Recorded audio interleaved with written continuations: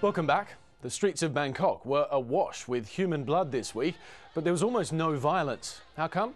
Well, thousands of opposition protesters voluntarily donated blood, which was then hurled at government buildings in a protest at what they saw as the illegitimacy of the current government and a demand for fresh elections. In the face of all this, Prime Minister Abhisit Vejjajiva has stood firm and refused the demands of the protesters. But if nothing else, the huge numbers of protesters confirm that Thailand is a deeply divided country. Prime Minister Vejjajiva joins me now from the Safe Army compound to which he's been moved. Prime Minister Vejjajiva, thank you very much for joining us. You're welcome. Are the streets of Bangkok back to normal now? Not quite. We have had the demonstrations now for 7 days, but I think the numbers of protesters have been considerably reduced, and we've already agreed with them that some of the space that they've used, some of the streets will now be returned to the normal public, to the public.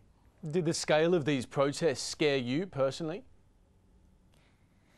Well, actually it was billed as a million-man march, but we had expected around just over 100,000. I think very much in line with our expectations. And we think that we have handled the last 7 days so that we have been able to avoid any kind of violent conflict. But what about the methodology, the methods they used, the splattering of blood around the streets of Bangkok? Did that upset you? Well, I'm sure nobody would like to have blood poured and thrown at their house. But, you know, I have to make sure that I remain patient, tolerant, so that we can avoid any kind of violent confrontation. Is there anything that the opposition there can do to persuade you to call fresh, legitimate elections in Thailand? Well, I have said that I'm open to talks if they are interested in fresh elections in the hope to achieve stability for Thai politics. I'm open to those talks. The problem, I think, has been that the opposition is not totally united in its demand. Some say that they want elections, but not all of them. Some still are not comfortable with the constitution and the election law for the elections, and others still are talking about possible disruptions, even if we went to elections. But isn't the lesson that many in the opposition are going to take from this week is that peaceful protests don't work? Aren't you worried that they're going to ratchet up this, it'll turn violent? No, on the contrary, I have said that if demonstrations remain peaceful and orderly, we would be happy to have talks. So that's a strong signal that talks can take place. And I think at the same time it is clear from public sentiment that they will not tolerate any side that resorts to violence. It was pretty clear from the events of the week, though, that many people on the streets were divided, that the society is divided at the moment. Do you think that it's divided along regional lines or class lines? It certainly has a regional feel to it, but I think that's quite normal for a lot of countries. If you look in terms of electoral and voting patterns, it is certainly not a class struggle, because a number of people who support the government and the Democrat Party are also rural people and poor people. But there are some concerns of the demonstrators that have been reflected in terms of inequity in our economy, an issue I think that the government tries its best to address, and it will take some time before they can appreciate how much work we are doing for them. So do I take it from that that you are accepting at least that there are some legitimate concerns among the protesters? Of course, and I've never denied that. I think all legitimate concerns will be addressed by the government. We're here to listen, we're here to work for everybody, whether they demonstrate or not.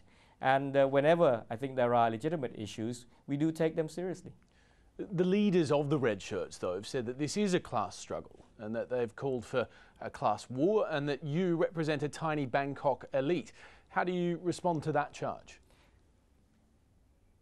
Well, that's clearly not true, reflected by the election results in the previous elections, reflected by a number of, a majority of victories in by-elections in rural areas last year by the government or by my party. And I find it ironic that a lot of them say they're fighting for a billionaire, and yet they say this is a class struggle. Okay, but the billionaire you mention, of course, is Mr. Thaksin. He's far away in Montenegro, far away from the Thai courts. Yes, hardly suffering the things that the protesters are going through and the things that the Bangkok people are going through. So what does Mr. Thaksin need to do to prove to you that it's safe to allow him to return? It's not a question of safety. Actually, he fled the country. We have said that he should come back. The problem is, of course, that he has to serve his sentence, and that's why he's not coming back. Okay, what's all this uncertainty doing to the Thai economy and the tourist industry then? I see recently that the Thai baht and the stock markets have actually risen. Why do you think that is? Well, I think we have had, just before the protests, a strong recovery taking place. The economy had picked up since the last quarter of last year, and we have enjoyed quite a tremendous increase in the number of tourist arrivals, exports, as well as having domestic spending holding up pretty well following the stimulus packages. So I think the fundamentals are there. I think there had been some concern about the possible violence that might take place following demonstrations. And so there was a slight drop in arrivals. But I think on the whole, people think that fundamentally the economy is strong. Some Western publications, notably The Economist, which I know isn't very popular in Thailand at the moment, have ascribed what's happened last week, at least in part, to uncertainty over the royal family and the King's health. Now, are you concerned about the situation with the royal family, the King's health and, of course, the succession?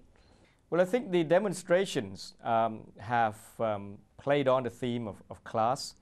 But at the same time, I think that it is clear that the royal family had remained above politics and had remained non-partisan. Of course, there are concerns about His Majesty's health, but he is recovering.